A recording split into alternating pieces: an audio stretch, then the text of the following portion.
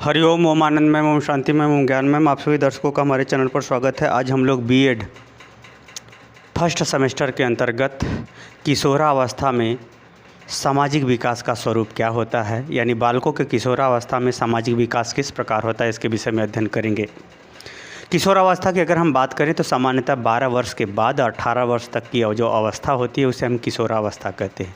यानी कुल मिला के कहा जाए तो 13 वर्ष से लेकर के 18 वर्ष की जो आयु होती है उसे हम किशोरावस्था की आयु के अंतर्गत शामिल किया जाता है।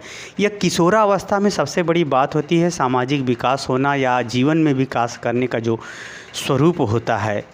इस अवस्था में एक प्रकार से ब्लूप्रिंट दिख जाता है।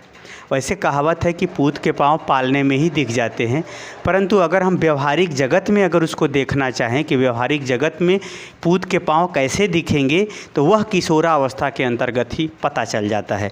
किशोरावस्था में जितना ही संवेगों का नियंत्रण अच्छा होगा, अच्छे संवेगों का विकास जितना अच्छा होगा, गलत संवेगों का नियंत्रण जितना अच्छा होगा और उस संवेगों को सही दिशा में यानी अपने दायित्वों में लगाने वाली जो प्रवृत्ति जितना होगी और संघर्ष यानी विभिन्न परिस्थितियों में जो समायोजन होने की स्थिति होगी, जो उचित निर्णय, उचित व्यवहार, उचित सोच रखने की जो परिस्थिति होती है, वही उसके जीवन का एक प्रकार से ब्लूप्रिंट तैयार कर देता है। यानी किशोरावस्था आपके जीवन का व्यवहारिक जगत में एक ब्लूप्रिंट है। क्या है? किशोरावस्था आपके जीवन का व्यवहारिक जगत में ब्लूप्रिंट है, यानी ट्रू कॉपी है आपके जीवन का।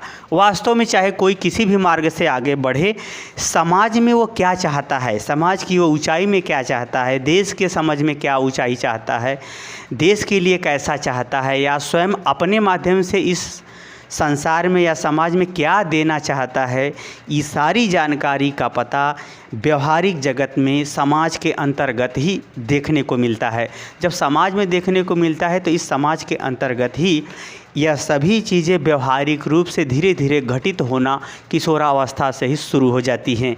क्योंकि किशोरावस्था में आते आते बालक धीरे धीरे सभी चीज़ों के महत्व को, आवश्यकता को, उसके दायित्व को, उसकी जिम्मेदारी को, उसके आदर्श को, उसके मूल्य को, उसकी मेहनत को, उसकी समझ को, उसकी पुरुषार्थ को और उसकी उपलब्धि का, सभी चीज़ों का धीरे धीरे उसके सामने उपस्थित होने लगती हैं, समझने लगता है, जानने लगता है। उस हिसाब से अपने जीवन का संघर्ष, प्रयास इत्यादि के माध्यम से सफलता के पर आगे बढ़ता है या विकास करता है। इस प्रकार से अगर हम देखें तो किशोरावस्था का सामाजिक विकास उसके जीवन का ब्लूप्रिंट हो जाता है।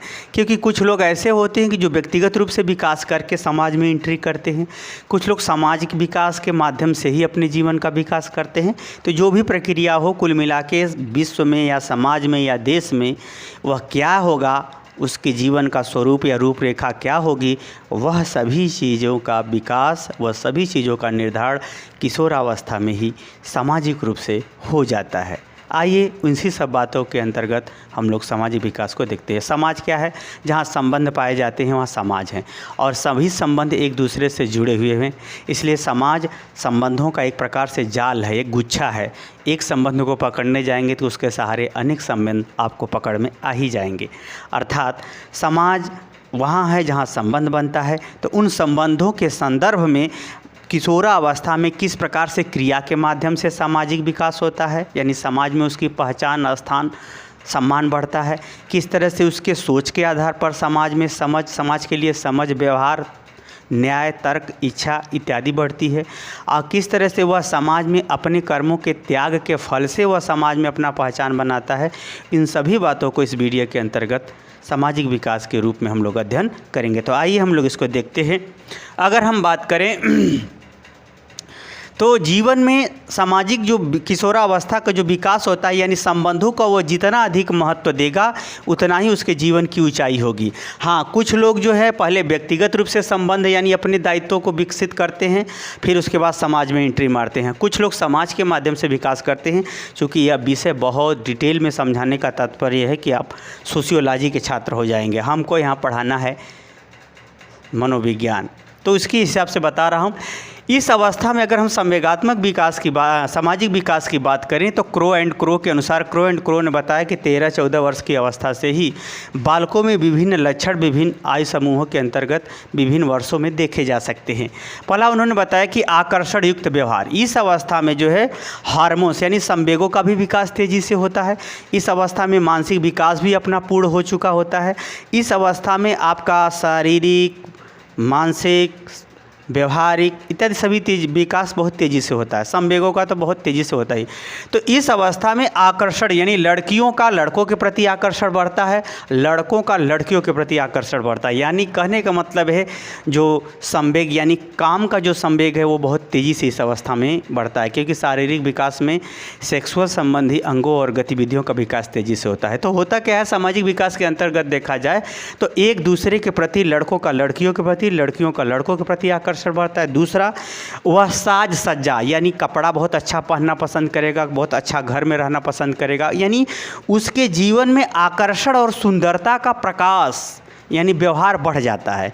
चाहे वह लड़के लड़कियों के प्रति हो, चाहे कपड़े के प्रति हो, चाहे वस्तु के रखरखाव के प्रति हो, और चाहे कहीं प्रदर्शन करने संबंधी कोई बातों को हो, चाहे कोई सजावट हो, चाहे कोई त्यौहार हो, चाहे कोई अन्य कार्य हो। तो यानी उसमें जो है वह आकर्षण युक्त गतिविधियों का उसके अंतर्गत बढ़ावा मिलता है। जैसे वह किसी से बात भी करना चाहेगा तो सोचेगा कि हम ऐसे बोलें कि सामने वाला इम्प्रेस हो जाए, प्रभावित हो जाए। वह स्टाइल में भी चलना पसंद करेगा कि हमको लोग देखें कि हम भी कुछ हैं। यानी यहाँ आकर्षण का मतलब सिर्फ शारीरिक संबंधों के लिए ही नहीं, यानी उसके जीवन के प्रत्येक क्षेत्र में वह इस प्रकार से वह अपने सौंदर्य को निखारना चाहता है, अपने व्यक्तित्व को दिखाना चाहता है कि लोग उसे पसंद करें। तो जितने लोग पसंद करेंगे उससे जुड़ते जाएंगे, सामाजिक विकास होता जाएगा। अगर हम दूसरा बात करें समूह की घनिष्ठता, इसमें जो है उसकी मित्रता बड़ी क्लोज होती है। समूह के अंदर वह 1, 2, 4, 10 अधिक सदस्य हो सकते हैं जिसमें बहुत क्लोज रिलेशनशिप रखना चाहता है, उसके अंदर घनिष्ठता रखना चाहता है, एकदम मतलब आत्मीयता का विचार व्यवहार वो करना चाहता है, कुछ छिपाना नहीं चाहता, खुल करके वहाँ पर अपनी बात कहना चाहता है, उससे अपनी बात सुनना चाहता है, उसका भी सुनना पसंद करता है। कहने का मतलब वह घनिष्ठता दिखाता है। यानी अब देखा जाए थोड़ा सा और डिटेल में चलिए तो वह अगर पढ़ना उसको पसंद है तो पढ़ाई से घनिष्ठता दिखाएगा, अगर उसको खेलना पसंद है तो खेल वाली प्रवृत्ति से घनिष्ठता यानी लगाव दिखाएगा। घनिष्ठता का यहाँ संक्षेप में अर्थ न लीजिएगा, क्योंकि घनिष्ठता आपको कपड़ा जो पसंद है वो उस कपड़े को भी अपने पास रखना चाहेगा, किसी को देना नहीं चाहेगा कि पहन लो 1-2 दिन के लिए, ऐसा नहीं करेगा। वस्तु से, बाइक से, व्यवहार से, किताब से, यानी जो चीज़ उस समय उसको पसंद आ रही है उसके संग वह बहुत क्लोज रिलेशनशिप रखेगा। वह चाहे सजीव हो, चाहे निर्जीव हो, चाहे व्यक्ति हो, चाहे कोई जीव जंतु हो। अगर कुत्ता उसको पसंद है तो उसको बहुत नहा धो के फिट उसको रखेगा, घुमाना पसंद करेगा स्वाभिमान के साथ। तो ऐसी प्रवृत्तियाँ आ जाती हैं। अगर हम बात करें कि समूह की भक्ति, इस अवस्था में जो है वह अपने ग्रुप के जो नियम हैं, जैसे चाहे वो खेल के नियम, वो खेल वाला समूह हो, चाहे उसके आदर्श का कोई समूह हो, चाहे उसके कोई पढ़ाई का समूह हो, चाहे कक्षा का कोई समूह हो, उस समूह के प्रति वो भक्ति यानी वफादारी ज़्यादा पसंद करता है। उसकी बातों को बताना, उसको दूसरे से मनवाना, यानी उसका अनुसरण करना, उसे पसंद करना, उसे प्रेम करना, उसके खिलाफ न जाना, दूसरा कोई उसके खिलाफ जा रहा है तो उसका विरोध करना, यानी समूह की भक्ति। यानी उस समूह का जो ग्रुप बना है, चाहे वो क्लास की वजह से उसका ग्रुप हो, कक्षा के वजह से ग्रुप हो, चाहे वह पैसे की वजह से ग्रुप बना हो, चाहे सुंदरता की वजह से ग्रुप बना हो, चाहे वो उसका ग्रुप जो है किसी उपलब्धि को लेकर के बना हो, तो वह जो है उन सब बातों के सपोर्ट में हमेशा उसे प्रमोट करने की बात करता है या व्यवहार प्रदर्शित करता है। वो जैसे अगर तेज छात्रों में उसकी गिनती होती है तो हमेशा तेज छात्रों के ही पक्ष में रहेगा। वो उसमें जो है वह न्याय अन्याय या उचित अनुचित की बात नहीं सोचेगा, हमेशा उसके सपोर्ट संबंधी बातों का विचार करते हुए व्यवहार करेगा। आगे है समूह के लिए सद्गुणों का विकास, यानी समूह के प्रति जो कुछ भी अच्छी चीज़ें हैं जो उसके समूह को बढ़ा सकती हैं आगे, उन सभी बातों पर वह जो है विशेष बल देता है। जैसे समूह के प्रति सम्मान में वृद्धि करना, समूह के अच्छे गुणों का प्रचार प्रसार करना और समूह के लोगों का सम्मान करना, ऐसे टाइप का। यानी अगर मित्र मंडली है तो मित्र मंडली की बात में हमेशा सपोर्ट में रहेगा, उसके विरोध नहीं जाएगा। यानी समूह को आगे बढ़ाने के लिए जो कुछ भी उसे चाहिए, जो कुछ भी उसे करना चाहिए वो उसको बना के रखेगा। आगे अगर हम बात करें सर्वोपरि आत्मसम्मान, इस अवस्था में क्या होता है, अक्सर टकरार की स्थिति उत्पन्न होती है। आत्मसम्मान का तात्पर्य ये होता है कि वो जब वो उसकी बात कटती है, कोई काटता है उसके बात को, तो उसे बहुत बुरा लगता है कि लगता है सामने वाला अपने को ज्ञानी समझ रहा है, हमारा अनादर कर रहा है। वहाँ पर बालक जो है आत्मसम्मान की प्राप्ति करना चाहता है, वो इसीलिए विचारों को लेकर के मतभेद हो जाते हैं, कार्य को लेकर के मतभेद हो जाते हैं, संघर्ष की स्थिति उत्पन्न हो जाती है कि आपने पहले ये क्यों नहीं किया, आपने पहले उसको क्यों नहीं किया। तो इस प्रकार से वो जो है आत्मसम्मान चाहता है कि मेरी भी कद्र हो, मेरी भी इज्जत हो, मेरी भी वाहवाही हो, मेरी भी प्रशंसा हो। इस प्रकार की उसकी विल पावर इस तरह से बढ़ने लगती है। तो कहने का मतलब इसके लिए माता पिता से भी कभी हो सकते हैं, कभी अन्य मित्रों से हो सकते हैं। दूसरा भले ही सही बता रहा है लेकिन वो अपना ही बात मनवाने के चक्कर में रहेगा कि जो मैं बता रहा हूँ वही सर्वोपरि है, वही सर्वोच्च है। ऐसी प्रवृत्तियाँ देखने को मिलती है। जैसे अगर आप फैशन का विरोध करोगे तो अगर वो फैशन करने वाला है तो तुरंत आपका विरोध करेगा।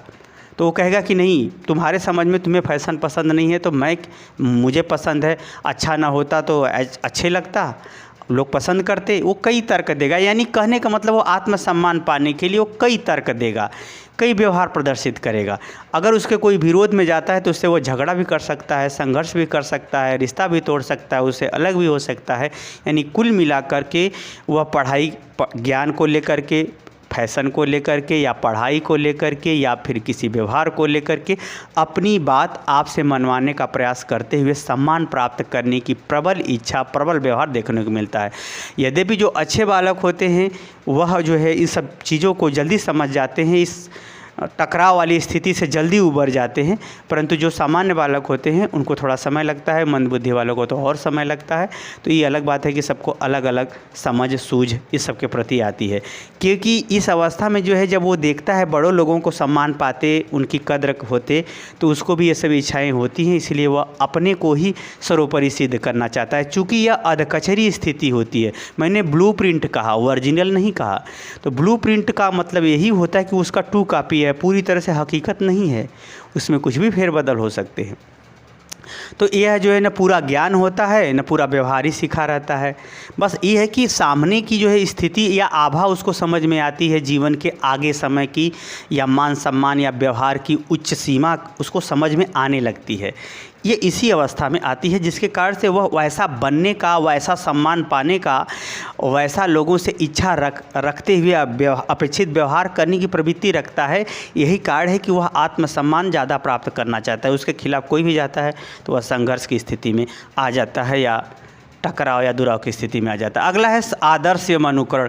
इस अवस्था में बालक का आदर्श क्लियर हो जाता है कि वो अभिनेता बनेगा, कि इंजीनियर बनेगा, कि डॉक्टर बनेगा। यानी वो उसके जीवन का आदर्श, वो क्या बनना चाहता है जीवन में, उसका आदर्श स्पष्टीकरण हो जाता है। और इसी अवस्था में वह अनुकरण की प्रवृत्ति, यानी अपने आदर्श के अनुसार, अपने लक्ष्य के अनुसार वैसा व्यवहार करने की प्रवृत्ति भी उसके अंदर उदय हो जाती है और उसके अनुसार वह व्यवहार भी करने लगता है। कि जैसे कोई अगर IAS अधिकारी बनना चाहता है तो इसी अवस्था में वो पकड़ेगा वो रूल कि इतना घंटा पढ़ना होगा, ऐसे नोट्स बनाना होगा, ये कोचिंग करना होगा, या स्वयं से पढ़ना होगा, ये बुक चाहिए, ये सब्जेक्ट चाहिए। उसके विषय में एक प्रकार से वह पूरी तरह से मानसिक तैयारी करना शुरू कर देता है। व्यवहार में भी वो सब कार्य करने लगता है। यानी आदर्श, भक्ति भावना वाला है तो भगवान के प्रति आदर्श, व्यवहार के है किसी व्यवहार को लेकर के आदर्श हो सकता है उसका, अपने लक्ष्य के लिए आदर्श हो सकता है, देश के लिए आदर्श हो सकता है, किसी व्यवहार के प्रति आदर्श हो सकता है, खेल के प्रति आदर्श हो सकता है, नृत्य संगीत के प्रति आदर्श हो सकता है। यानी उसमें अपने आदर्श को वह सेलेक्ट कर लेता है कि संगीत में मुझे ये हीरो पसंद है या ये हीरोइन पसंद है, और उसके अनुसार उसको फॉलो करना, उसे पसंद करना, उसकी बातें सुनना, वैसी कला प्रदर्शित करना, वैसा सीखना इत्यादि व्यवहार वह इसी अवस्था में करना शुरू कर देता है। तो होता क्या है कि जैसे जैसे उस क्षेत्र में वो बढ़ता जाता है तो उसको उस ढंग से पसंद करने वाले लोग उसे जुड़ते जाते हैं, सामाजिक विकास होता जाता है। आगे हम बात करें तो इस अवस्था में आर्थिक क्षेत्रों का या आर्थिक उपार्जन का या जीवन में आर्थिक उपार्जन के स्रोत का चुनाव स्पष्ट हो जाता है। यानी कि हमको डॉक्टर बनना है, कि इंजीनियर बनना है, कि चुनाव लड़ना है, कि नेतृत्व करना है, या फिर डॉन बनना है। डॉन तो नहीं कह सकते, डॉन गलत बात है। कहने का मतलब ये है कि अपने क्षेत्र का, अच्छाई के क्षेत्र का डॉन बनना है। तो अपने व्यावसायिक क्षेत्रों का चुनाव करके उसी आधार पर वह अपने सामाजिक जीवन का विकास करने का आधार तय कर लेता है। तो अपने व्यवसाय का चुनाव, नौकरी करनी है या नहीं करनी है, सब बातें हैं। तो अब उसका अपना बैकग्राउंड के आधार पर वो सब सारी चीज़ें तय करता है, या अपनी पढ़ाई लिखाई, अपनी क्षमता, योग्यता, सोच समझ इत्यादि के आधार पर ये सब गतिविधियाँ अपना निर्माण कर लेता है। तो इसके आधार पर उसके जीवन का ये भी क्षेत्र तय हो जाता है, जिसके माध्यम से वह सामाजिक विकास प्राप्त करना शुरू करता है, या सामाजिक विकास करते हुए सामाजिक सम्मान प्राप्त करता है। आगे हम बात करें, इस अवस्था में चिंता और चिंतन की प्रवृत्ति बहुत तेज़ी से बढ़ती है। हालांकि इस अवस्था में चिंता का अर्थ होता है जहाँ पर उसका ज्ञान या व्यवहार या कुछ भी दिमाग नहीं काम कर रहा है, वहाँ चिंतन का काम करता है, यानी एक गोलाकार चक्कर लगाने लगता है कि अब क्या करें, ऐसी स्थिति हो जाती है। तो वह अपने कभी शारीरिक परिवर्तन को लेकर के, तो कभी प्रेम और क्रोध को लेकर के, तो कभी जो है समस्या को लेकर के, कभी पढ़ाई को लेकर के, कभी कैरियर को लेकर के, तो कभी सफलता को लेकर के, तो कभी मित्रता को लेकर के, कभी पास पड़ोस को लेकर के, कभी देश को लेकर के, तो कभी किसी विचारधारा को लेकर के, कभी जो है वह भविष्य में अपने कैरियर को लेकर के, कभी वह आर्थिक स्थिति को लेकर के उसके अंदर चिंता होती है। फिर चिंता होती है कि इसका क्या होगा, इसका इस परिस्थिति में क्या करना चाहिए। फिर उसमें वो चिंतन भी करता है। चिंतन का मतलब होता है चिंता से बाहर निकलते हुए समस्या के समाधान तक पहुंचना या निर्णय तक पहुंचना, उसे हम क्या कहते हैं, चिंतन। चिंतन का मतलब ही होता है समस्या का समाधान तक पहुंचना। तो इस तरह से जहाँ पर वह बिल्कुल असफल होता है, असहाय होता है, वहाँ चिंता से ग्रसित हो जाता है। जहाँ कहीं भी उसे किसी भी दृष्टिकोण से अगर कोई रास्ता दिखाई देता है तो उसमें वह समाधान खोजते हुए चिंतन तक पहुँचता है। यानी चिंता और चिंतन, कभी कभी शारीरिक रोग है, बीमारी है, परेशानी है, कई सारी चीज़ें होती हैं। तो इस अवस्था में वो चिंता से ग्रसित होने के साथ साथ चिंतन की प्रक्रिया तक पहुंचने का प्रयास करता है। ये अलग बात है कि जिसका बैकग्राउंड अच्छा है वह चिंता उसके पास कम होगी, चिंतन ज़्यादा होगा। लेकिन जिसका घरेलू बैकग्राउंड या उसके योग्यता का बैकग्राउंड बहुत कमज़ोर है, तब तो उसकी खटिया खड़ी हो जाती है, अर्थात वह ज़्यादा अवसाद, डिप्रेशन की बात आती है या अव्यवस्थित होने की बात आती है। यानी कहने का मतलब जिसका बैकग्राउंड अच्छा है उसके लिए चिंता कम हो जाती है, चिंतन बढ़ जाता है। जिसका बैकग्राउंड बहुत ख़राब है उसके लिए चिंता बढ़ जाती है और चिंतन क्या होता है, घट जाता है। अर्थात वह उबर नहीं पाता, सब कुछ होते हुए भी वह उबरने में कठिनाई होती है। उबरता तो है ही है, क्योंकि विधाता समस्या बनाता है तो समाधान भी बनाता है। इस प्रकार से चिंता और चिंतन की प्रवृत्ति उसके बैकग्राउंड के आधार पर, उसके व्यक्तिगत बैकग्राउंड, अगर योग्यता क्षमता बहुत अच्छा बालक है तब तो चिंता जो है बहुत कम हो जाएगी, चिंतन ज़्यादा होगा और जल्दी जल्दी विकास कर लेगा, सामाजिक विकास कर लेगा, ज़्यादा आगे बढ़ेगा तो ज़्यादा लोग जुड़ेंगे। अर्थात चाहे ज्ञान से जुड़े, चाहे उसके उपलब्धि से जुड़े, चाहे सफलता के बाद जुड़ेंगे, समाज विकास हो जाएगा। लेकिन अगर उसका बैकग्राउंड बहुत कमज़ोर है तब उसको हर तरफ संघर्ष ही संघर्ष, कभी वह संघर्ष अकेला करना पड़ता है तो कभी संघर्ष सामूहिक करना पड़ता है, तो कभी संघर्ष राजनीतिक हो सकता है, तो कभी संघर्ष एक प्रतियोगिता प्रतिस्पर्धा को लेकर के हो सकता है। तो इस प्रकार से गतिविधियाँ चिंता और चिंतन की इस अवस्था में बहुत ज़ोरों से देखने को मिलती है, विशेष रूप से इसे देखा जा सकता है। तो मुझे उम्मीद है कि आप समझ गए होंगे क्रो एंड क्रो महोदय जी द्वारा बताया हुआ सामाजिक विकास किशोरावस्था में आप समझ गए हैं। तो धीरे से ज़्यादा फेसबुक व्हाट्सएप ग्रुप पर शेयर कर दीजिए, क्योंकि आपका प्रयास हमारे लिए टॉनिक का काम करेगा। मुझे उम्मीद है कि आप समझ गए होंगे तो कमेंट बॉक्स में ज़रूर बताइए। साथ ही मेरे चैनल को लाइक शेयर सब्सक्राइब भी कीजिए। हरिओम।